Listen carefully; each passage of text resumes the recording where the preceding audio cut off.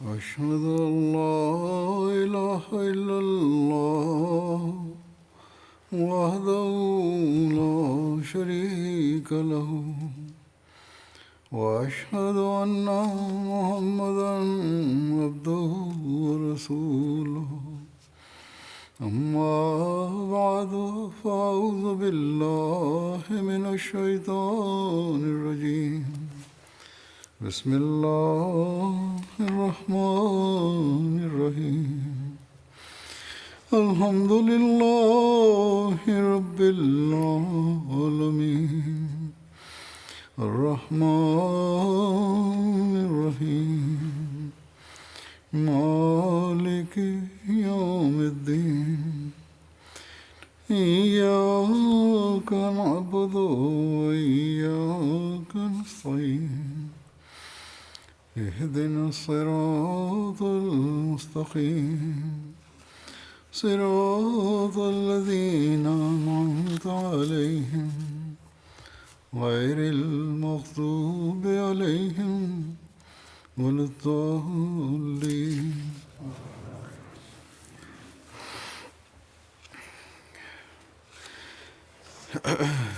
آج صحابہ کے ذکر میں سے کچھ بیان کروں گا. پہلا جو ذکر ہے وہ حضرت ابو لبابہ بن عبد المنذر کا ہے. ان کے بارے میں بعض اور روایات ملی ہیں، وہ پیش کر دیتا ہوں. تفصیل تو پہلے بھی آ چکی ہے.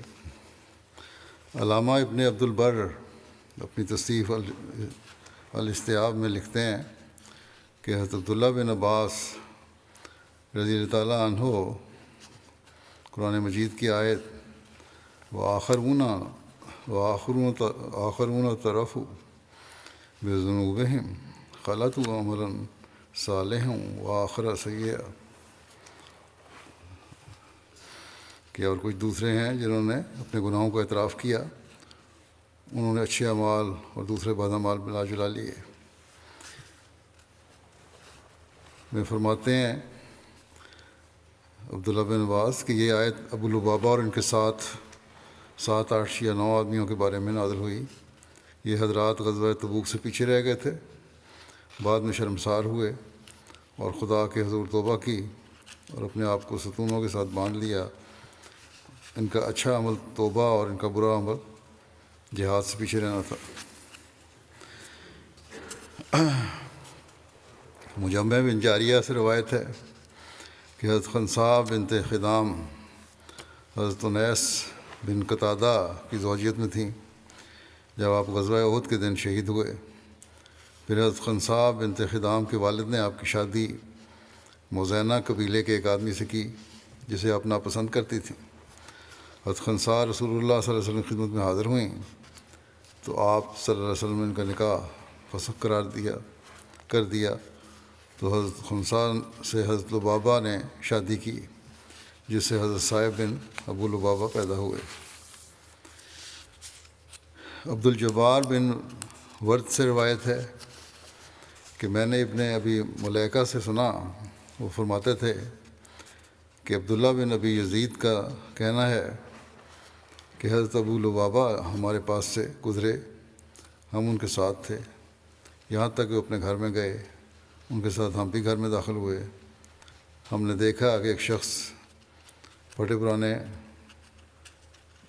کپڑے میں بیٹھا ہے. میں نے اسے سنا، وہ کہتا تھا کہ میں نے رسول اللہ صلی اللہ علیہ وسلم کو یہ فرماتے ہوئے سنا ہے کہ جو شخص قرآن کو خوش آواز سے نہ پڑھے وہ ہم میں سے نہیں ہے. پھر ذکر ہے حضرت ابو الضیاح بن ثابت بن نعمان کا. ایک روایت میں ہے کہ حضرت ابو الضیاح حضرت صلی اللہ علیہ وسلم کے ساتھ غزوہ بدر کے لیے نکلے تھے، لیکن پنڈلی پر پتھر کی نوک لگنے سے زخم آیا، جس کی وجہ سے وہ واپس لوٹ گئے اور رسول اللہ صلی اللہ علیہ وسلم نے ان کا حصہ رکھا بدر میں. پھر حضرت انسا مولا رسول اللہ صلی اللہ علیہ وسلم کا ذکر ہے. حضرت انسا کی کنیت ابو مسروح اور بعض کے نزدیک ابو مسرہ بیان ہوئی ہے. حضرت انسا سرا میں پیدا ہوئے تھے۔ سرا یمن اور حبشہ کے قریب ایک جگہ ہے۔ ان کی ہجرت کے بارے میں بیان ہوا ہے کہ جب آپ نے مدینہ کی طرف ہجرت کی تو آپ حضرت کلثوم بن ہدم کے ہاں ٹھہرے، جبکہ بعض روایات کے مطابق آپ حضرت سعد بن خیثمہ کے ہاں ٹھہرے۔ امام زہری بیان کرتے ہیں کہ رسول اللہ صلی اللہ علیہ وسلم ظہر کے بعد ملاقات کرنے والوں کو ملنے کی اجازت دے دیا کرتے تھے، اور آپ صلی اللہ علیہ وسلم سے ان لوگوں کے لیے حضرت انسا اجازت لیا کرتے تھے۔ اندر گھر اطلاع دینی ملاقاتیوں کی آپ کا کام تھا۔ پھر ذکر ہے حضرت مرثد بن ابی مرثد کا۔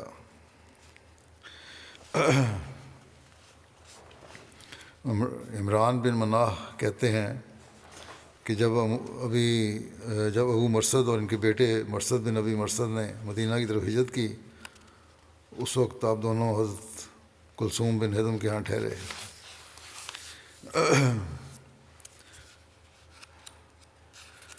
محمد بن عمر کہتے ہیں کہ آپ غزوہ احد میں بھی شریک ہوئے اور سریہ رجی والے دن آپ کی شہادت ہوئی۔ حضرت مرثد کے ایک بیٹے انیس بن مرثد بن ابی مرثد الغنوی کا ذکر ملتا ہے۔ آپ کو انس بھی کہا جاتا ہے، مگر انیس اکثر ملتا ہے۔ آپ رسول اللہ صلی اللہ علیہ وسلم کے ساتھ فتح مکہ اور غزوہ حنین میں شامل تھے۔ ابن حجر نے حضرت مرثد کی شہادت صفر 4 ہجری بیان کی ہے۔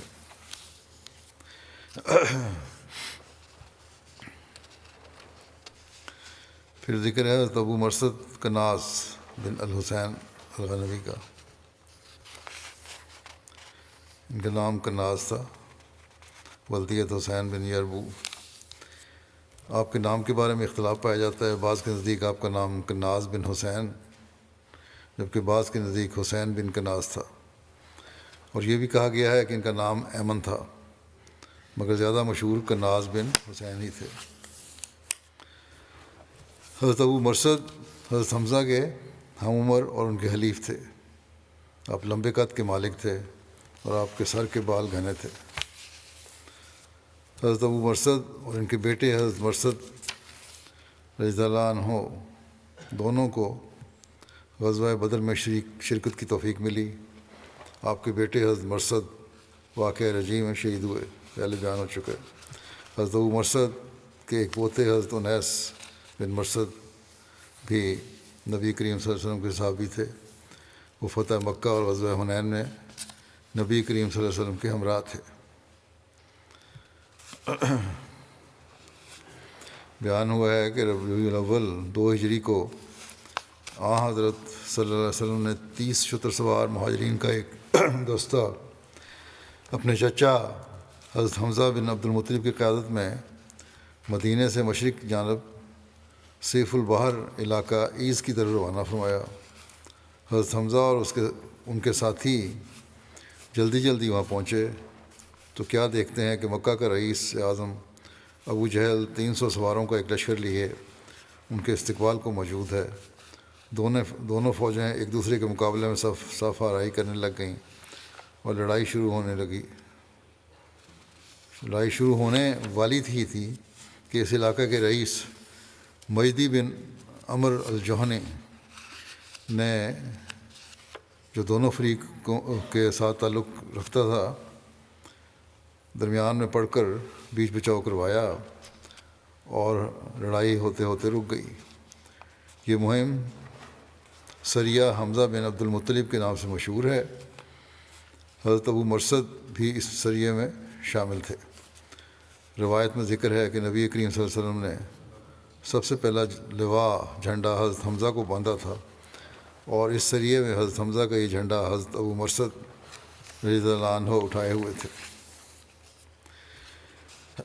پھر ذکر ہے حضرت سلید بن قیس بن عمر کا۔ حضرت سلید کا تعلق انصار کے قبیلہ خزرج کی شاخ بنو عدی بن نجار سے تھا۔ حضرت سلید کی والدہ کا نام حضرت زغیبہ بنت زرارہ تھا، جو حضرت اسد بن زرارہ کی ہمشیرہ تھیں۔ ایک روایت میں بیان ہے کہ حضرت خالد بن ولید کے بھائی ولید بن ولید کو غزوہ بدر کے موقع پر حضرت سلید بن قیس نے قید کیا تھا۔ فتح مکہ کے موقع پر انصار کے قبیلہ بنو مازن کا جھنڈا حضرت سلید بن قیس کے پاس تھا۔ اسی طرح غزوہ حنین کے موقع پر بھی بنو مازن کا جھنڈا حضرت سلید کے پاس تھا۔ 13 ہجری میں، جبکہ بعض کے مطابق 14 ہجری کے آغاز میں حضرت عمر کے دور خلافت میں جنگ جسر کا واقعہ پیش آیا۔ یہ جنگ مسلمانوں اور فارسیوں کے درمیان موجودہ عراق کے علاقے میں لڑی گئی۔ اس جنگ میں مسلمانوں کے سپہ سالار حضرت ابو عبید بن مسعود ثقفی تھے، اس لیے اس جنگ کو جنگ جسر ابی عبید بھی کہتے ہیں۔ اس جنگ کے مزید نام ہیں جنگ مروحہ، جو دریائے فرات کے مغرب کنارے واقع ایک جگہ کا نام ہے، جنگ قص الناطف، یہ بھی دریائے فرات کے مشرقی کنارے پر کوفہ کے قریب ایک جگہ کا نام ہے۔ اس جنگ میں 2000 ایرانی تحت طے ہوئے، جبکہ بعض روایات کے مطابق 6000 ایرانی مارے گئے۔ مسلمانوں کی طرف سے بعض روایات کے مطابق اس جنگ میں 1800 مسلمان شہید ہوئے، جبکہ بعض کے مطابق 4000 مسلمان شہید ہوئے، جن میں 70 انصار اور 22 مہاجرین بھی شامل تھے۔ ان شہداء میں حضرت سلید بن قیس بھی شامل تھے۔ بعض کے نزدیک اس معرکے میں سب سے آخر میں شہید ہونے والے حضرت سلید بن قیس تھے۔ بعض مورخین کے مطابق آپ کی نسل آگے نہیں چلی، جبکہ بعض کے مطابق آپ کے بیٹے کا نام عبداللہ بن سلید تھا، جس نے آپ سے ایک روایت بیان کی ہے۔ ایک دوسری روایت کے مطابق حضرت سلید کی ایک بیٹی تھی جس کا نام سبیتہ تھا، جو حضرت سخیلہ بنت سمہ کے وطن سے تھی۔ اسد الغابہ کے مؤلف لکھتے ہیں کہ آپ کی اولاد کی نسل آگے نہیں چلی۔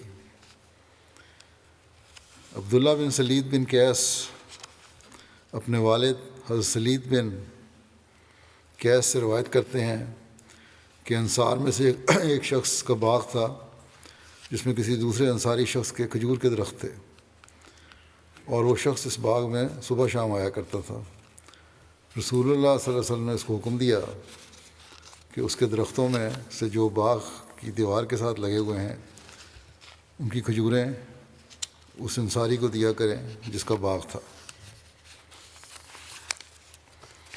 پھر ذکر ہے حضرت مجزر بن زیاد کا۔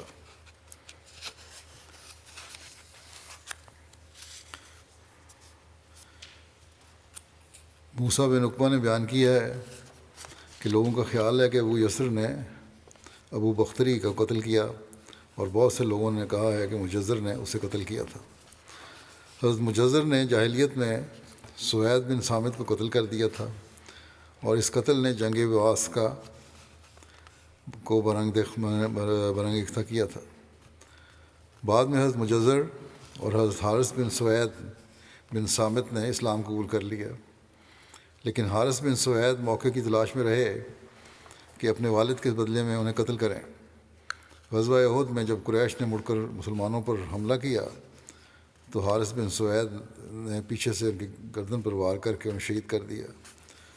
غزوہ حمراء الاسد سے واپسی پر حضرت جبرائیل حضرت صلی اللہ علیہ وسلم کے پاس آئے اور آپ کو بتایا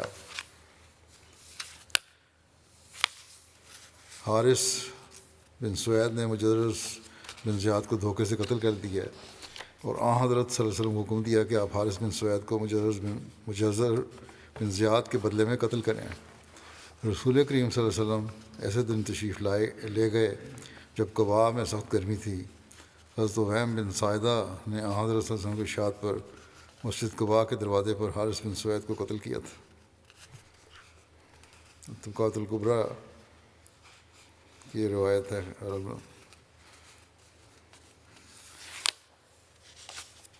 پھر حضرت رفاع بن رافع بن مالک بن اجلان کا ذکر ہے لکھا ہے کہ حضرت رفاع بن رافع کے قبول اسلام کا واقعہ اس طرح بیان ہوا ہے کہ معاذ بن رفاع اپنے والد سے روایت کرتے ہیں کہ وہ حضرت رفاع بن رافع اور ان کے خالہ زاد بھائی حضرت معاذ بن افراء نکلے اور مکہ مکرمہ پہنچے۔ جب دونوں ثنیہ پہاڑی سے نیچے اترے تو انہوں نے ایک شخص کو درخت کے نیچے بیٹھے دیکھا۔ راوی کے مطابق یہ واقعہ 6 انصاریوں کے نکلنے سے پہلے کا ہے، یعنی بیعت عقبہ اولیٰ سے پہلے کا واقعہ ہے۔ کہتے ہیں کہ جب ہم نے آپ کو دیکھا اس شخص کو تو وہاں حضرت صلی اللہ علیہ وسلم تھے، تو ہم نے کہا کہ اس شخص کے پاس چلتے ہیں اور اپنا سامان اس کے پاس رکھوا دیتے ہیں یہاں تک کہ بیت اللہ کا طواف کرائیں۔ ہم نے کہتے ہیں کہ ہم نے آپ صلی اللہ علیہ وسلم کو جاہلیت کے رواج کے مطابق سلام کیا، مگر آپ نے اسلامی طریق کے مطابق سلام کا جواب دیا، اور ہم کہتے ہیں کہ ہم نبی کے بارے میں سن تو چکے تھے کہ مکہ میں دعویٰ کیا ہے کسی نے، مگر ہم نے آپ کو نہ پہچانا، ہم نے آپ کو نہ پہچانا۔ ہم نے آپ صلی اللہ علیہ وسلم سے پوچھا کہ آپ کون ہیں؟ آپ نے کہا کہ نیچے اتر آؤ۔ بس ہم نیچے اتر آئے اور آپ سے پوچھا کہ وہ شخص کہاں ہے جو نبوت کا دعوے دار ہے، اور وہ کہتا ہے کہ جو بھی وہ کہتا ہے، یعنی جو بھی دعویٰ ہے اس کا اپنے دعوے کے متعلق کہتا ہے۔ آپ صلی اللہ علیہ وسلم نے فرمایا وہ میں ہی ہوں۔ پھر کہتے ہیں میں نے کہا کہ مجھے اسلام کے بارے میں بتائیں، تو آپ صلی اللہ علیہ وسلم نے ہمیں اسلام کے بارے میں بتایا اور پوچھا کہ آسمانوں اور زمین اور پہاڑوں کو کس نے پیدا کیا ہے؟ ہم نے کہا انہیں اللہ تعالیٰ نے پیدا کیا ہے۔ آپ صلی اللہ علیہ وسلم نے پوچھا کہ تمہیں کس نے پیدا کیا ہے؟ ہم نے کہا کہ اللہ تعالیٰ نے۔ آپ صلی اللہ علیہ وسلم نے پوچھا یہ بت کس نے پیدا کیے ہیں جن کی تم عبادت کرتے ہو؟ ہم نے کہا یہ ہم نے خود بنائے ہیں۔ آپ صلی اللہ علیہ وسلم نے پوچھا پھر پیدا کرنے والا عبادت کا زیادہ حقدار ہے یا وہ جن کو پیدا کیا گیا ہے؟ پھر تو تم زیادہ حقدار ہو کہ تمہاری عبادت کی جائے کیونکہ تم بتوں کے پیدا کرنے والے ہو۔ اور فرمایا پھر آپ نے کہ میں اللہ کی عبادت اور اس کی گواہی کی طرف بلاتا ہوں کہ اللہ کے سوا کوئی معبود نہیں، اور یہ کہ میں اللہ کا رسول ہوں، اور آپس میں صلہ رحمی کرنے اور دشمنی کو چھوڑ دینے کی طرف بلاتا ہوں جو لوگوں کے ظلم کی وجہ سے ہو۔ ہم نے کہا کہ نہیں، اللہ کی قسم اگر جس چیز کی طرف آپ بلاتے ہیں جھوٹی ہوئی تو بھی یہ عمدہ باتیں ہیں اور آسن اخلاق ہیں۔ آپ ہماری سواری کو سنبھالیں یہاں تک کہ ہم طواف کرائیں۔ معاذ بن افراء آپ صلی اللہ علیہ وسلم کے پاس ہی بیٹھے رہے۔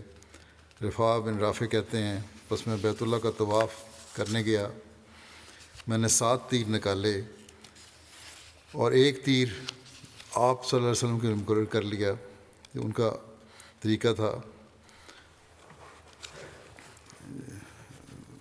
یہ اپنے دل کی تسلی کے لیے تیروں سے شگون لیا کرتے تھے۔ کہتے ہیں پھر بیت اللہ کی طرف متوجہ ہوئے اور دعا مانگی، اے اللہ، محمد صلی اللہ علیہ وسلم جس چیز کی طرف بلاتے ہیں اگر وہ حق ہے تو 7 بار انہی کا تیر نکال۔ میں نے 7 بار کرا ڈالا اور 7 بار آپ کا ہی تیر نکلا۔ میں زور سے بولا اشہد ان لا الہ الا اللہ وان محمد رسول اللہ۔ بس لوگ میرے پاس جمع ہو گئے اور کہنے لگے یہ شخص مجنون ہے، صابی ہو گیا۔ میں نے کہا بلکہ مومن آدمی ہے۔ پھر میں مکے کے بالائی علاقے میں آ گیا، جس کی تم باتیں کر رہے ہو وہ تو مجنون ہے، صابی ہے، لیکن میں نے کہا نہیں، بلکہ مجھے تو لگتا ہے مومن آدمی ہے۔ پھر میں مکے کے بالائی علاقے میں آ گیا۔ بس جب معاذ نے مجھے دیکھا تو کہا رفاع ایسے نورانی چہرے کے ساتھ آ رہا ہے جیسا کہ جاتے وقت نہ تھا۔ بس یعنی کلمہ پڑھنے سے پہلے وہ نورانی چہرہ نہیں تھا جیسا کہ اب ہے۔ بس میں آیا اور اسلام قبول کیا۔ رسول اللہ صلی اللہ علیہ وسلم نے ہمیں سورہ یوسف اور اقرأ بسم ربک الذی خلق پڑھائی، پھر ہم واپس آ گئے۔ حضرت رفاع بن رافع بیان کرتے ہیں کہ بدر کے دن میری آنکھ میں تیر لگا جس کی وجہ سے میری آنکھ پھوٹ گئی، تو حضرت صلی اللہ علیہ وسلم نے میری آنکھ پر اپنا لعاب لگایا اور میرے لیے دعا کی، تو مجھے اس سے کوئی تکلیف نہ ہوئی۔ ایک دوسری روایت کے مطابق جنگ بدر کے دن تیر حضرت رفاع بن رافع کو نہیں بلکہ ان کے والد رافع بن مالک کی آنکھ میں لگا تھا۔ بہرحال اللہ بہتر جانتا ہے، لیکن بہرحال نتیجہ وہی ہے کہ تکلیف دور ہوئی۔ حضرت رفاع بن رافع کہتے ہیں کہ رسول اللہ صلی اللہ علیہ وسلم ایک دن مسجد میں بیٹھے ہوئے تھے، ہم بھی آپ کے ساتھ تھے۔ اسی دوران ایک شخص آپ کے پاس آیا جو بدوی لگ رہا تھا۔ اس نے آ کر نماز پڑھی اور بہت ہلکی پڑھی، پھر مڑا، نبی کریم صلی اللہ علیہ وسلم کو سلام کیا تو نبی کریم صلی اللہ علیہ وسلم نے فرمایا اور تم پر بھی سلام ہو، واپس جاؤ پھر سے نماز پڑھو کیونکہ تم نے نماز نہیں پڑھی۔ وہ پھر گیا اور نماز پڑھی، پھر وہ آیا اور آ کر اس نے آپ کو سلام کیا۔ آپ نے پھر فرمایا تم پر بھی سلامتی ہو، اور فرمایا کہ واپس جاؤ پھر سے نماز پڑھو کیونکہ تم نے نماز نہیں پڑھی۔ اس طرح اس نے 2 بار یا 3 بار کیا۔ ہر بار وہ نبی کریم صلی اللہ علیہ وسلم کے پاس آ کر آپ کو سلام کرتا اور آپ فرماتے تم پر بھی سلام ہو، واپس جاؤ پھر سے نماز پڑھو کیونکہ تم نے نماز نہیں پڑھی۔ تو لوگ ڈرے اور ان پر یہ بات گراں گزری کہ جس نے ہلکی نماز پڑھی ہے اس نے نماز ہی نہ پڑھی۔ تو بیٹھے ہوئے تھے لوگ صحابہ ارد گرد، ان کو بڑا خوف محسوس ہوا کہ اس کا مطلب ہلکی نمازیں تو پھر نماز ہی نہیں ہے۔ ہمیں بھی اپنا جائزہ لینا چاہیے اس لحاظ سے۔ آخر اس آدمی نے عرض کیا کہ ہمیں پڑھ کر دکھا دیں اور مجھے سکھا دیں، میں انسان ہی تو ہوں، میں صحیح بھی کرتا ہوں اور مجھ سے غلطی بھی ہو جاتی ہے۔ تو آپ نے فرمایا ٹھیک ہے، جب تم نماز کے لیے کھڑے ہونے کا ارادہ کرو تو پہلے وضو کرو جیسے اللہ نے تمہیں وضو کرنے کا حکم دیا ہے، پھر اگر تمہیں کچھ قرآن یاد ہو تو اسے پڑھو، ورنہ الحمدللہ، اللہ اکبر اور لا الہ الا اللہ کہو۔ پھر رکوع میں جاؤ اور خوب اطمینان سے رکوع کرو، اس کے بعد بالکل سیدھے کھڑے ہو جاؤ، پھر سجدہ کرو اور خوب اعتدال سے سجدہ کرو، پھر بیٹھو اور خوب اطمینان سے بیٹھو، پھر اٹھو۔ جب تم نے ایسا کر لیا تو تمہاری نماز پوری ہو گئی، اور اگر تم نے اس میں کچھ کمی کی تو تم نے اتنی ہی اپنی نماز میں سے کمی کی۔ حضرت رفاع بن رافع سے روایت ہے کہ وہ نبی کریم صلی اللہ علیہ وسلم کے پاس بیٹھے ہوئے تھے تو آپ نے فرمایا کہ کسی کی نماز مکمل نہیں ہوتی یہاں تک کہ وہ پوری طرح وضو کرے جیسے اللہ تعالیٰ نے اس کو حکم دیا ہے۔ آپ اپنے چہرے اور دونوں ہاتھوں کو کہنیوں تک دھوئے اور اپنے سر کا مسح کرے اور اپنے دونوں پاؤں ٹخنوں تک دھوئے۔ ایک اور روایت میں حضرت رفاع بن رافع سے اس واقعہ کی روایت ہے کہ انہوں نے کہا کہ جب تم کھڑے ہو اور تم نے قبلہ کی طرف رخ کیا تو اللہ اکبر کہو اور سورہ فاتحہ پڑھو، اور اس کے ساتھ جتنا قرآن اللہ چاہے کہ تم پڑھو، جتنا تمہیں یاد ہے یا جو پڑھنا چاہتے ہو۔ جب تم رکوع کرو تو اپنے دونوں ہتھیلیاں اپنے دونوں گھٹنوں پر رکھو اور اپنی کمر سیدھی رکھو، اور انہوں نے کہا جب تم سجدہ کرو تو اطمینان سے سجدہ کرو، اور جب تم سر اٹھاؤ تو اپنے بائیں ران پر بیٹھو۔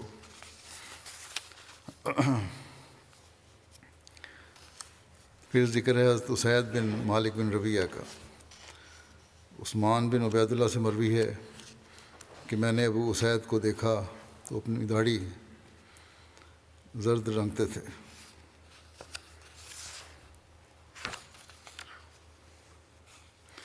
ابن اسحاق کہتے ہیں کہ ابو اسید بن مالک بن ربیعہ غزوہ بدر میں شریک تھے۔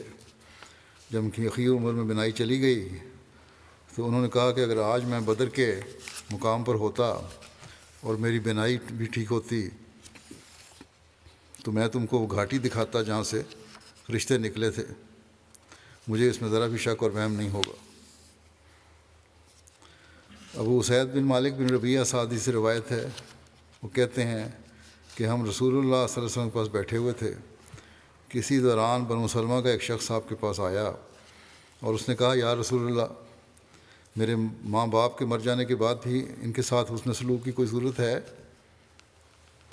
آپ صلی اللہ علیہ وسلم نے فرمایا ہاں، ان کے لیے دعا کرنا اور ان کے لیے استغفار کرنا، ان کے بعد ان کے وعدوں کو پورا کرنا، اور جو ان دونوں کے رشتہ دار ہیں ان سے صلہ رحمی کرنا، انہیں جوڑے رکھنا، ان کے دوستوں کی عزت کرنا۔ اس طرح ان کو بھی ثواب پہنچتا رہے گا، ان کی روح کو بھی ثواب پہنچتا رہے گا، کہ مغفرت کے سامان ہوتے رہیں گے۔ مالک بن ربیعہ سے مروی ہے کہ میں نے نبی کریم صلی اللہ علیہ وسلم کو کہتے سنا، اے اللہ سر منڈوانے والوں کی مغفرت فرما۔ تو ایک شخص نے کہا اور بال کتروانے والوں کی؟ تو آپ نے تیسری یا چوتھی مرتبہ فرمایا اور بال کتروانے والوں کی۔ میں بھی اس روز سر منڈائے ہوئے تھا، مجھے جو مسرت ہوئی اس سے وہ مجھے سرخ اونٹ یا بہت زیادہ مال ملنے پر بھی نہ ہوتی۔ عثمان بن ارقم اپنے والد سے روایت کرتے ہیں کہ رسول اللہ صلی اللہ علیہ وسلم نے بدر کے دن فرمایا، تمہارے پاس جو مال غنیمت ہے اسے چھوڑ دو۔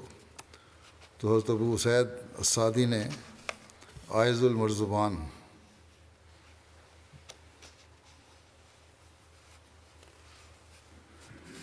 کی تلوار رکھ دی، عائض المر زبان کی تلوار رکھ دی، تو حضرت ارقم نے اسے اٹھا لیا۔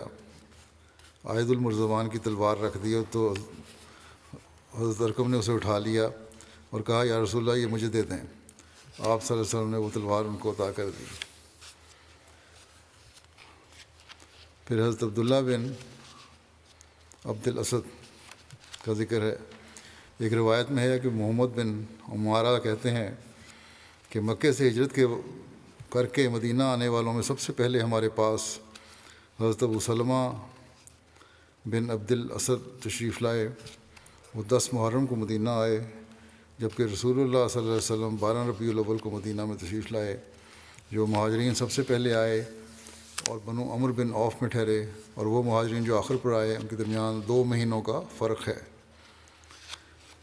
حضرت ام سلمہ بیان کرتے ہیں کہ انہوں نے حضرت ابو سلمہ نے جب مدینہ ہجرت کی تو قباء میں حضرت مبشر بن عبد المنذر کے ہاں ٹھہرے۔ ہجرت کی تو قباء میں حضرت مبشر بن عبد المنذر کے ہاں ٹھہرے۔ وہ رسول اللہ صلی اللہ علیہ وسلم نے حضرت ابو سلمہ بن عبد الاسد اور حضرت سعد بن خیثمہ کے درمیان مواخات قائم فرمائی۔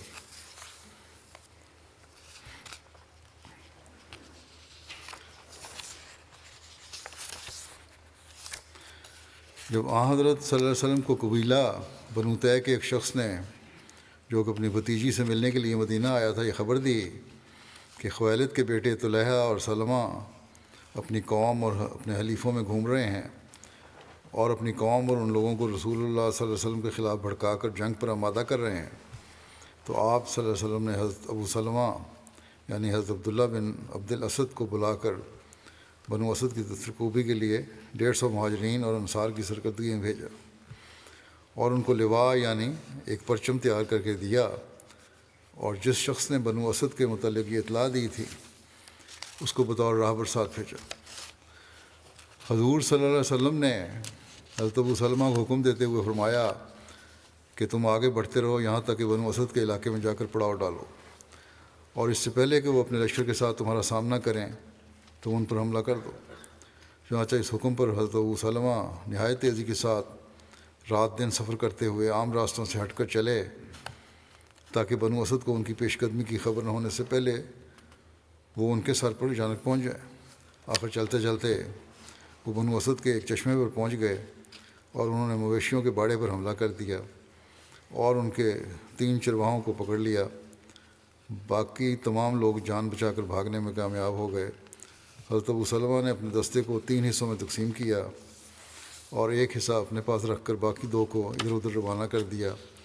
یہ لوگ کچھ اور اونٹ اور بکریاں پکڑ لائے مگر کسی آدمی کو نہ پکڑ سکے۔ اس کے بعد حضرت ابو سلمہ واپس مدینہ لوٹ آئے۔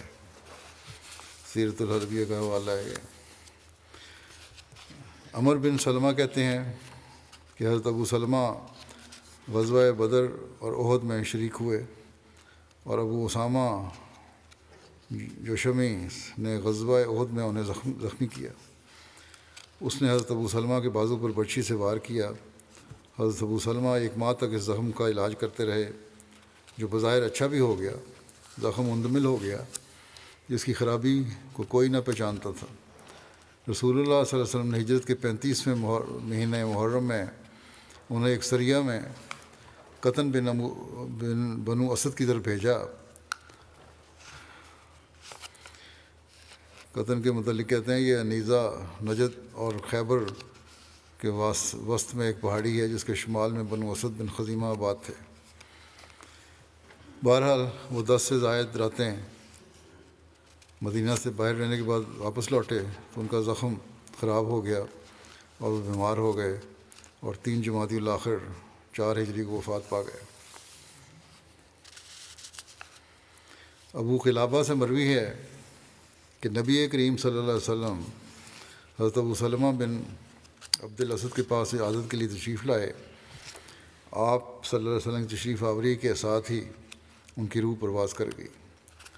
راوی کہتے ہیں کہ اس پر وہاں عورتوں نے کچھ کہا تو حضرت صلی اللہ علیہ وسلم نے فرمایا رک جاؤ، اپنی جانوں کے لیے خیر کے سوا اور کوئی دعا نہ کیا کرو، کیونکہ فرشتے میت کے پاس حاضر ہوتے ہیں، یا فرمایا میت کے اہل کے پاس، وہ ان کی دعا پر آمین کہتے ہیں، لہٰذا اپنے لیے سوائے خیر کے اور کوئی دعا نہ کرو۔ یہ رونا پیٹنا جو ہے نا، جس کو ہمارے یہاں سے آپے کرنا بھی کہتے ہیں، وہ نہیں ہونا چاہیے۔ پھر فرمایا اے اللہ ان کے لیے ان کی قبر کو کشادہ کر دے اور ان کے لیے اس میں روشنی کر دے، ان کے نور کو بڑھا دے اور ان کے گناہ کو معاف کر دے۔ اے اللہ ان کا درجہ ہدایت یافتہ لوگوں میں بلند کر، ان کے پسماندگان میں تو ان کا قائم مقام ہو جا، ہمیں اور ان کو بخش دے اے رب العالمین۔ پھر فرمایا جب روح نکلتی ہے تو اس کے پیچھے ہوتی ہے، تو نظر اس کے پیچھے ہوتی ہے، کیا تم اس کی آنکھیں کھلی نہیں دیکھتے؟ پھر ذکر ہے حضرت خلاد بن رافع الزرقی کا، انصاری تھے یہ۔ حضرت خلاد بن رافع کا تعلق انصار کے قبیلہ بنو خزرج کی شاخ اجلان سے تھا۔ ان کے والدہ کا نام ام مالک بنت ابی بن مالک تھا۔ حضرت خلاد کے بیٹے کا نام یحییٰ تھا جو ام رافع بنت عثمان بن خلدہ کے بطن سے تھے۔ تمام بچے ان کے وفات پا گئے تھے، یہ لکھا ہے شروع میں ہی۔ جیسا کہ نماز پڑھنے کے بارے میں ایک روایت بیان ہو چکی ہے کہ دوبارہ پڑھو، آپ صلی اللہ علیہ وسلم نے فرمایا 2-3 دفعہ ایک شخص کو۔ صحیح بخاری میں روایت ہے کہ حضرت ابو ہریرہ سے یہ روایت ہے کہ رسول اللہ صلی اللہ علیہ وسلم مسجد میں تشریف لائے، اتنے میں ایک شخص آیا اور اس نے نماز پڑھی، پھر اس نے نبی کریم صلی اللہ علیہ وسلم سلام کیا، آپ نے سلام کا جواب دیا اور فرمایا واپس جاؤ اور نماز پڑھو، اور اسی طرح اس کو دوبارہ لوٹا دیا، پھر اس کو لوٹایا اور اسی کہا کہ واپس جاؤ اور نماز پڑھو، جیسا کہ بیان ہو چکا ہے پہلے۔ پھر اس نے کہا کہ اس ذات کی قسم جس نے آپ کو حق کے ساتھ مبعوث فرمایا ہے، میں اس سے اچھی نماز نہیں پڑھ سکتا، اس لیے آپ مجھے سکھائیں۔ آپ صلی اللہ علیہ وسلم نے فرمایا جو نماز کے لیے کھڑے ہو تو اللہ اکبر کہو، پھر قرآن میں سے جو میسر ہو پڑھو، پھر رکوع کرو، یعنی سورہ فاتحہ کے بعد جو میسر ہے، یہاں تک کہ رکوع میں تمہیں اطمینان ہو جائے، پھر سر اٹھاؤ یہاں تک کہ اطمینان سے کھڑے ہو جاؤ، پھر سجدہ کرو یہاں تک کہ تمہیں سجدے میں اطمینان ہو جائے، پھر سر اٹھاؤ یہاں تک کہ اطمینان سے بیٹھ جاؤ، الغرض اپنی ساری نماز میں اسی طرح کرو۔ علامہ ابن حجر اسقلانی کہتے ہیں کہ وہ شخص جس کے ساتھ یہ واقعہ پیش آیا وہ حضرت خلاد بن رافع تھے۔ پھر حضرت عباد بن بشر کا ذکر ہے۔ غزوہ خندق کے موقع پر بھی حضرت عباد بن بشر کو بھرپور خدمت کی توفیق ملی، چنانچہ حضرت ام سلمہ رضی اللہ عنہا بیان کرتی ہیں کہ میں خندق میں رسول کریم صلی اللہ علیہ وسلم کے ساتھ تھی اور کسی جگہ بھی آپ سے الگ نہیں ہوئی، آپ خود بھی خندق کی نگرانی فرماتے تھے، ہم سخت سردی میں تھے، میں آپ کو دیکھ رہی تھی کہ آپ اٹھے اور جس قدر اللہ نے چاہا آپ نے اپنے خیمے میں نماز پڑھی، پھر آپ باہر نکلے اور دیکھا، کچھ دیر کے لیے نظر دوڑائی، پھر میں نے آپ کو یہ فرماتے ہوئے سنا یہ تو مشرکوں کے گھوڑ سوار ہیں جو خندق کا چکر لگا رہے ہیں، انہیں کون دیکھے گا؟ پھر آپ نے آواز دی اے عباد بن بشر۔ حضرت عباد نے عرض کی میں حاضر ہوں۔ آپ صلی اللہ علیہ وسلم سے پوچھا کیا تمہارے ساتھ کوئی اور بھی ہے؟ انہوں نے جواب دیا ہاں میں اپنے چند ساتھیوں کے ساتھ ہوں، ہم آپ کے خیمے کے ارد گرد ہیں۔ آپ نے فرمایا اپنے ساتھیوں کے ساتھ جاؤ اور خندق کا چکر لگاؤ، یہ ان مشرکین کے گھوڑ سواروں میں سے کچھ گھوڑ سوار ہیں جو تم پر چکر لگا رہے ہیں، اور وہ خواہش رکھتے ہیں کہ تمہاری غفلت میں اچانک تم پر حملہ کر دیں۔ پھر آپ صلی اللہ علیہ وسلم نے دعا کی کہ اے اللہ، ہم سے ان کے شر کو دور کر دے اور ان کے خلاف ہماری مدد فرما اور ان کو مغلوب کر دے، تیرے علاوہ کوئی انہیں مغلوب نہیں کر سکتا۔ پھر حضرت عباد بن بشر اپنے ساتھیوں کے ساتھ نکلے اور دیکھا کہ ابو سفیان مشرکین کی چند گھوڑ سواروں کے ساتھ تھا اور وہ خندق کی تنگ جگہ کا چکر لگا رہا تھا، اور مسلمان ان کے بارے میں آگاہ ہو چکے تھے جو وہاں بیٹھے تھے اس کنارے پر۔ انہوں نے ان پر پتھر اور تیر برسائے مسلمانوں نے، پھر ہم بھی ان کے ساتھ رک گئے اور ہم نے بھی ان پر تیر اندازی کی، یہاں تک کہ ہم نے ان مشرکین کو تیر اندازی کرتے ہوئے اپنی جگہ سے ہٹنے پر مجبور کر دیا اور وہ اپنے ٹھکانوں کی طرف لوٹ گئے۔ اور میں رسول اللہ صلی اللہ علیہ وسلم کی طرف سے آیا، رسول اللہ صلی اللہ علیہ وسلم کی طرف آیا اور میں نے آپ کو نماز کی حالت میں پایا۔ پھر میں نے آپ کو اس واقعہ کے بارے میں آگاہ کیا۔ حضرت ام سلمہ رضی اللہ عنہا بیان کرتی ہیں کہ پھر آپ صلی اللہ علیہ وسلم سو گئے، یہاں تک کہ میں نے آپ کی سانس کی آواز سنی اور آپ اس وقت تک نہ اٹھے، یہاں تک کہ میں نے حضرت بلال کو صبح کی اذان دیتے ہوئے سنا اور فجر کی سفیدی نظر آ گئی۔ پھر آپ صلی اللہ علیہ وسلم باہر تشریف لائے اور مسلمانوں کو نماز پڑھائی۔ حضرت ام سلمہ رضی اللہ عنہا بیان کرتی تھیں کہ اللہ تعالیٰ عباد بن بشر پر رحم فرمائے، وہ رسول کریم صلی اللہ علیہ وسلم کے صحابہ میں سے سب سے بڑھ کر آپ صلی اللہ علیہ وسلم کے خیمے کے ساتھ چمٹے رہے اور ہمیشہ اس کی حفاظت کرتے رہے۔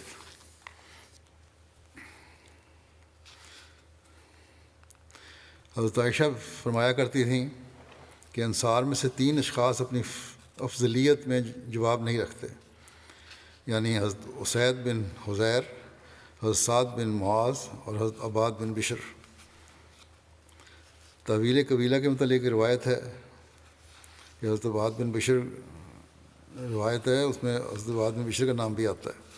چنانچہ حضرت طویلہ رضی اللہ عنہ سے روایت ہے کہ ہم بنو حارثہ میں ظہر یا عصر کی نماز پڑھ رہے تھے اور 2 رکعت بیت المقدس کی طرف رخ کر کے پڑھی تھی کہ ایک آدمی آیا اور اس نے آ کر انہیں بتایا کہ قبلہ مسجد حرام کی طرف پھیر دیا گیا ہے۔ وہ بیان کرتی ہیں کہ پھر ہم نے جگہ تبدیل کر لی اور مرد عورتوں کی جگہ کی طرف منتقل ہو گئے اور عورتیں مردوں کی جگہ کی طرف۔ ایک روایت کے مطابق اس اطلاع دینے والے آدمی کا نام حضرت عباد بن بشر بن قیزی تھا، جو کہ قبیلہ بنو حارثہ سے تعلق رکھتے تھے، جبکہ ایک دوسرے قول کے مطابق یہ شخص حضرت عباد بن بشر بن وقش تھے، جو بنو عبد الاشل سے تعلق رکھتے تھے۔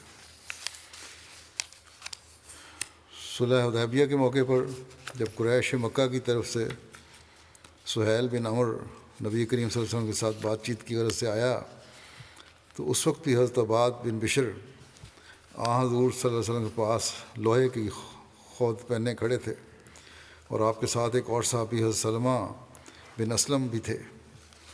دوران گفتگو جب سہیل کی آواز بلند ہوئی تو حضرت عباد بن بشر نے اسے کہا کہ رسول کریم صلی اللہ علیہ وسلم کے پاس اپنی آواز دھیمی رکھو۔ حضرت عباد بن بشر ہر غزوے کے موقع پر پیش رہے، چنانچہ جب عیینہ بن حصن فزاری بنو غطفان کے چند سواروں کے ساتھ غابہ پر حملہ آور ہوا جہاں نبی کریم صلی اللہ علیہ وسلم کی 2 دھیل اونٹیاں چرا کرتی تھیں، انہوں نے اونٹنیوں کی نگرانی پر متعین آدمی کو قتل کر دیا اور اس کی بیوی اور حضور صلی اللہ علیہ وسلم کی اونٹنیوں کو ساتھ لے گئے۔ جب مدینہ میں خبر پہنچی تو گھڑ سوار نبی کریم صلی اللہ علیہ وسلم کی خدمت میں حاضر ہونے لگے۔ روایت میں ذکر ہے کہ انصار میں سے حضرت مقداد بن اسود رضی اللہ عنہ کے بعد سب سے پہلے حضرت عباد بن بشر رضی اللہ عنہ نبی کریم صلی اللہ علیہ وسلم کے پاس پہنچے۔ یہ مہم غزوہ قرد کے نام سے مشہور ہے، اس کی تفصیل صحیح بخاری میں بھی آئی ہے۔ یزید بن ابی عبید سے روایت ہے کہ انہوں نے کہا میں حضرت سلمہ بن اقوا سے سنا، وہ کہتے تھے کہ میں نماز فجر کی اذان سے پہلے مدینے سے نکل کر غابہ کی طرف گیا۔ رسول اللہ صلی اللہ علیہ وسلم کی 2 دھیل اونٹنیاں ری کرد مقام پر چل رہی تھیں۔ کہتے تھے کہ عبد الرحمن بن عوف کا ایک لڑکا مجھے راستے میں ملا، کہنے لگا رسول اللہ صلی اللہ علیہ وسلم کی اونٹنیاں لے گئے ہیں۔ میں نے کہا کون لے گئے ہیں؟ اس نے کہا غطفان کے لوگ کہتے تھے، یہ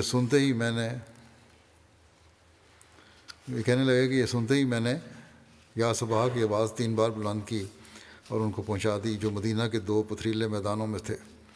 پھر اپنے سامنے بے تحاشا دوڑ پڑا یہاں تک کہ ان لٹیروں کو جا لیا اور وہ جانوروں کو پانی پلانے لگے تھے۔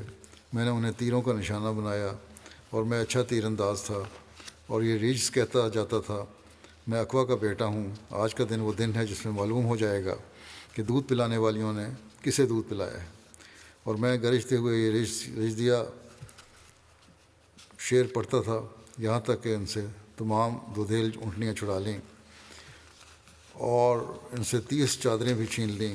کہتے تھے کہ میں اسی حال میں تھا کہ نبی کریم صلی اللہ علیہ وسلم دوسرے لوگوں سمیت آ پہنچے۔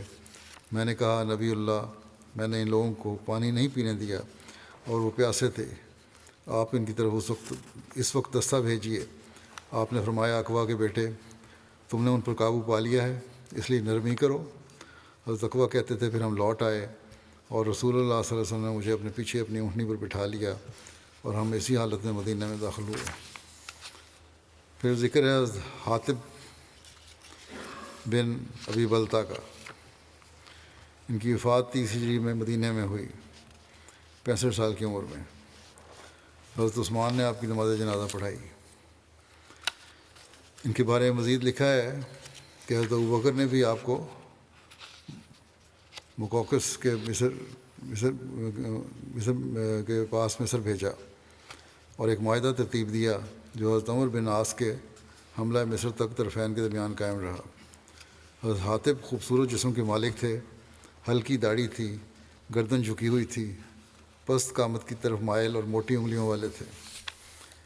یعقوب بن عتبہ سے مروی ہے کہ حضرت حاطب بن ابی بلتا نے اپنی وفات کے دن 4000 دینار اور درہم چھوڑے۔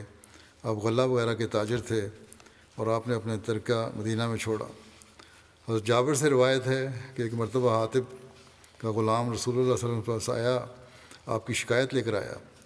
غلام نے کہا، اے اللہ کے رسول صلی اللہ علیہ وسلم، حاطب ضرور جہنم میں داخل ہوگا۔ اس پر رسول اللہ صلی اللہ علیہ وسلم نے فرمایا، تو نے جھوٹ بولا، وہ اس میں ہرگز داخل نہیں ہوگا، کیونکہ وہ غزوہ بدر اور صلح حدیبیہ میں شامل ہوا تھا۔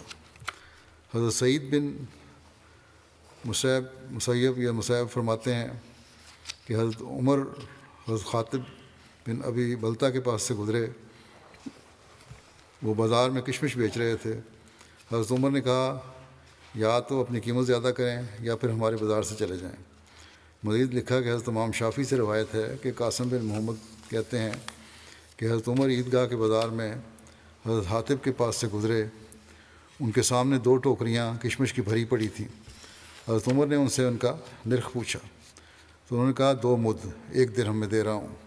حضرت عمر نے ان سے کہا کہ مجھے طائف سے آنے والے ایک قافلے کے بارے میں بتایا گیا ہے کہ وہ آپ کے نرخ کا اعتبار کرتے ہیں، یا تو آپ نرخ زیادہ کریں یا پھر گھر میں بیٹھ کر جیسے چاہیں بیچیں۔ چنانچہ جب حضرت عمر گھر آئے اور سول بچار کی تو پھر حضرت حاطب کے گھر ان سے ملنے گئے اور ان سے کہا، جو کچھ میں نے آپ سے کہا تھا وہ میری طرف سے کوئی زبردستی نہیں ہے اور نہ میری طرف سے وہ فیصلہ تھا، میں نے یہ بات صرف شہریوں کی بھلائی کے لیے کی تھی، آپ جہاں چاہیں بیچیں اور جتنے میں چاہیں بیچیں۔ حضرت مسلم معود اس بارے میں فرماتے ہیں کہ رسول کریم صلی اللہ علیہ وسلم کے زمانے سے مدینہ منورہ میں قیمتوں پر اسلامی حکومت تصرف رکھتی تھی۔ چنانچہ حدیثوں میں آتا ہے کہ حضرت عمر رضی اللہ تعالیٰ عنہ ایک دفعہ مدینہ کے بازار میں پھر رہے تھے کہ آپ نے دیکھا کہ ایک شخص حاطب بن ابی بلتا نامی بازار میں 2 بورے سوکھے انگوروں کے رکھے بیٹھے تھے۔ حضرت عمر نے ان سے بھاؤ دریافت کیا تو انہوں نے 1 درہم کے 2 مد بتائے۔ یہ بھاؤ بازار کے عام بھاؤ سے سستا تھا۔ اس پر آپ نے ان کو حکم دیا کہ اپنے گھر جا کر فروخت کریں، مگر بازار میں اس قدر سستے نرخ پر فروخت نہیں کر سکتے کیونکہ اس سے بازار کا بھاؤ خراب ہوتا ہے اور لوگوں کو بازار والوں پر بدظنی پیدا ہوتی ہے۔ مسلم لکھتے ہیں کہ فقہاء نے اس پر بڑی بحثیں کی ہیں۔ بعض نے ایسی روایات بھی نقل کی ہیں کہ بعد میں حضرت عمر نے اپنے اس خیال سے رجوع کر لیا تھا، مگر بالعموم فقہاء نے حضرت عمر کی رائے کو ایک قابل عمل اصل کے طور پر تسلیم کیا ہے اور انہوں نے لکھا ہے کہ اسلامی حکومت کا یہ فرض ہے کہ وہ ریٹ مقرر کرے، ورنہ قوم کے اخلاق اور دیانت میں فرق پڑ جائے گا۔ مگر یہ امر یاد رکھنا چاہیے کہ اس جگہ انہی اشیاء کا ذکر ہے جو منڈی میں لائی جائیں۔ جو اشیاء منڈی میں نہیں لائی جاتی اور انفرادی حیثیت رکھتی ہیں ان کا یہاں ذکر نہیں ہے۔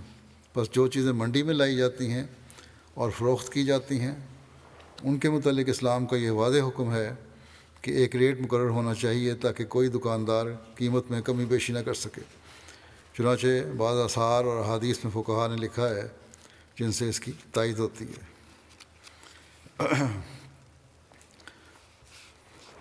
یہاں مقابلہ بازی میں پھر ایک دوسرے کو نقصان پہنچانے کی کوشش کرتے ہیں، اس لیے ایک ریٹ ہو۔ غزوہ بنو مستلق 5 ہجری سے واپسی پر رسول اللہ صلی اللہ علیہ وسلم نکی کے مقام سے گزرے تو وہاں وسیع علاقہ اور گھاس دیکھی اور بہت سے کنویں دیکھے۔ بس آپ صلی اللہ علیہ وسلم نے ان کنوؤں کے پانی کے متعلق پوچھا تو عرض کیا گیا کہ اے اللہ کے رسول صلی اللہ علیہ وسلم، جب ہم ان کنوؤں کی تعریف کرتے ہیں تو ان کا پانی کم ہو جاتا ہے اور کنویں بیٹھ جاتے ہیں۔ اس پر رسول اللہ صلی اللہ علیہ وسلم نے حضرت حاطب بن ابی بلتہ حکم دیا کہ وہ ایک کنواں کھودیں۔ آپ صلی اللہ علیہ وسلم نے نکی کو چراگاہ بنانے کا حکم دیا۔ حضرت بلال بن حارث مزنی کو اس پر نگران مقرر فرمایا۔ حضرت بلال نے عرض کیا کہ اے اللہ کے رسول صلی اللہ علیہ وسلم، میں اس زمین میں سے کتنے حصے کو چراگاہ بناؤں؟ آپ صلی اللہ علیہ وسلم نے فرمایا جب طلوع فجر ہو جائے تو ایک بلند آواز شخص کو کھڑا کرو۔ فجر رات کے اندھیرے میں تو دور تک آوازیں جاتی ہیں، اس لیے دن کے وقت جب دن چڑھ جائے تو اس وقت ایک شخص کو کھڑا کرو، پھر اسے مکمل نامی پہاڑی پر کھڑا کر کے جہاں تک اس شخص کی آواز جائے اتنے حصے کو مسلمانوں کے گھوڑوں اور اونٹوں کی چراگاہ بنا دو جس کے ذریعے سے وہ جہاد کر سکیں۔ یعنی جہاد کے لیے جو گھوڑے اور اونٹ ہیں مسلمانوں کے، وہ وہاں چریں۔ حضرت بلال نے عرض کیا کہ اے اللہ کے رسول صلی اللہ علیہ وسلم، مسلمانوں کے چرنے والے جانوروں کے بارے میں کیا رائے ہے؟ جو دوسرے جانور ہیں مسلمانوں کے ان کے بارے میں؟ آپ نے فرمایا وہ اس میں داخل نہیں ہوں گے، صرف جہادی کے لیے جو جہاد کے لیے استعمال ہونے والے ہیں وہی اس جگہ سے چر سکتے ہیں، باقی اپنی اپنی چراگاہوں پر جائیں۔ حضرت بلال نے عرض کیا کہ اے اللہ کے رسول، اس کمزور مرد یا کمزور عورت کے بارے میں آپ کا کیا خیال ہے جس کے پاس قلیل تعداد میں بھیڑ بکریاں ہوں اور وہ انہیں منتقل کرنے پر قدرت نہ رکھتے ہوں؟ آپ صلی اللہ علیہ وسلم نے فرمایا انہیں چھوڑ دو اور انہیں چر دیں دو۔ جو غریبوں کے تھوڑے بہت مال ہے اس کو بے شک چرنے دو۔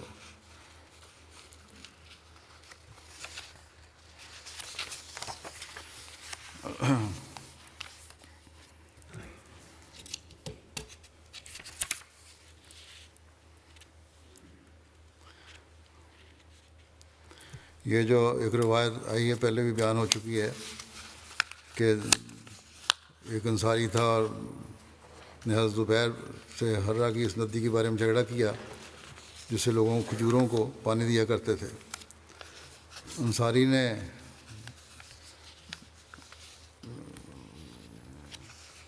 حضرت زبیر سے کہا کہ پانی بہنے دو، اور حضرت زبیر نے نہ مانا تو وہ دونوں نبی کریم صلی اللہ علیہ وسلم کے پاس جھگڑا لائے۔ رسول اللہ صلی اللہ علیہ وسلم نے حضرت زبیر سے فرمایا زبیر تم اپنے درختوں کو سیراب کر لو، پھر اپنے ہمسائے کے لیے پانی چھوڑ دو۔ انصاری کو غصہ آ گیا اور اس نے کہا آپ نے یہ فیصلہ اس لیے کیا ہے کہ یہ آپ کی پھوپھی کا بیٹا ہے۔ اس پر رسول اللہ صلی اللہ علیہ وسلم چہرہ متغیر ہو گیا اور آپ نے فرمایا زبیر اپنے درختوں کو پانی دو، پھر پانی کو روکے رکھو یہاں تک کہ وہ منڈیروں تک بھر آئے۔ حضرت زبیر کہتے ہیں کہ اللہ کی قسم میں سمجھتا ہوں کہ یہ آیت اسی وقت نازل ہوئی تھی کہ تیرے رب کی قسم وہ ہرگز مومن نہیں ہوں گے جب تک وہ تجھے ان باتوں میں حکم نہ مانے جو ان کے درمیان اختلافی صورت اختیار کرتی ہے۔ بخاری کی روایت ہے یہ۔ اس حدیث میں جن انصاری کا ذکر ہے ان کے بارے میں تفاسیر نے لکھا ہے میں اختلاف ہے۔ تفسیر قرطبی میں مکی و نحاس کے قول کے مطابق لکھا ہے کہ وہ انصاری حضرت حاطب بن ابی بلتہ تھے۔ تو یہ ہے آج جن کا بیان کرنا تھا میں نے، کچھ تھوڑے سے رہ گئے ہیں وہ انشاءاللہ آئندہ کبھی بیان کر دوں گا۔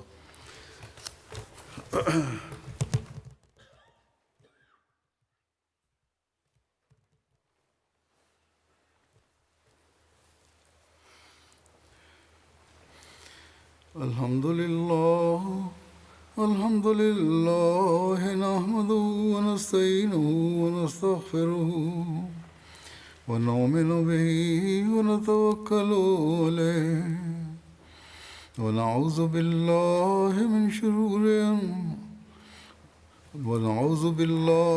من شرور أنفسنا ومن سيئات أعمالنا من يهده الله فلا مضل له ومن يضلل فلا هادي له ونشهد أن لا إله إلا الله ونشهد أن محمدا عبده ورسوله عباد الله رحمكم الله إن الله يأمر بالعدل والإحسان وإيتاء ذي القربى وينهى عن الفحشاء والمنكر والبغي يعظكم لعلكم تذكرون اذكروا الله يذكركم وادعوه يستجب لكم ولذكر الله أكبر.